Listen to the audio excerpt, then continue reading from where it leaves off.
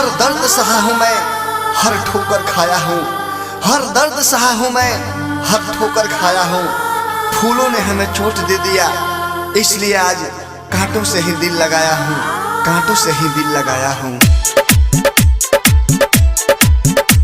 Balaji recording studio Jadavpur.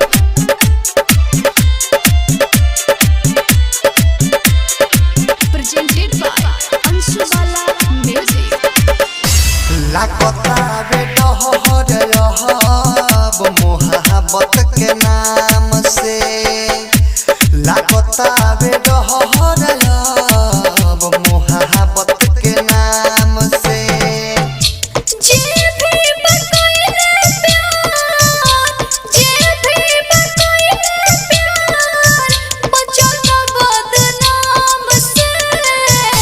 लागता बे डहर रहब मोहब्बत के नाम से, लागता बे डहर रहब मोहब्बत के नाम से।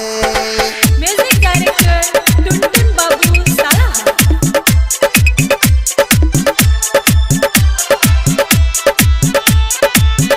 Presented by Anshubala music. लाख छुपैबा बाकी कहियो न छुपी,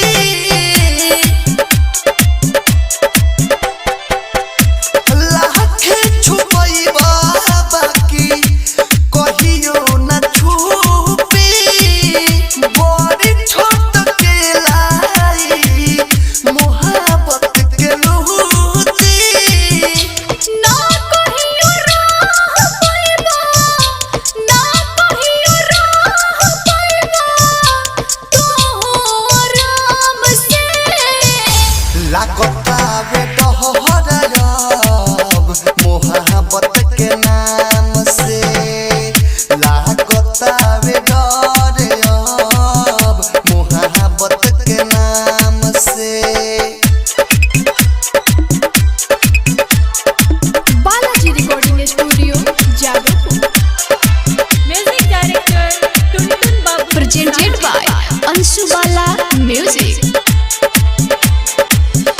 अइसन चीज ह कि पल पल सतावे,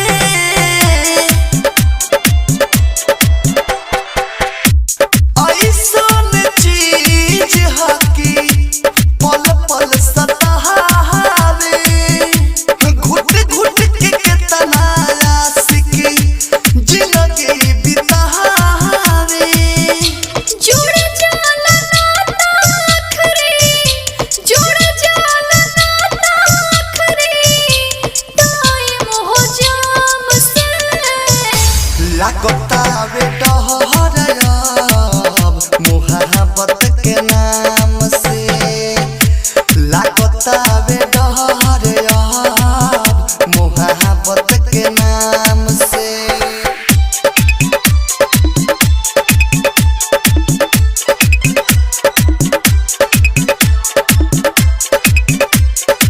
म्यूजिक डायरेक्टर टुनटुन बाबू साला।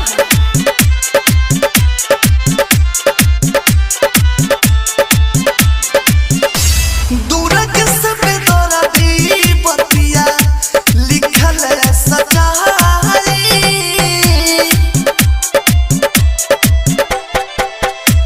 दूरक से बेदर्दी अंशु लिखल सच्चाई। यहाँ तो विदेशी गावस सबका बुझाई।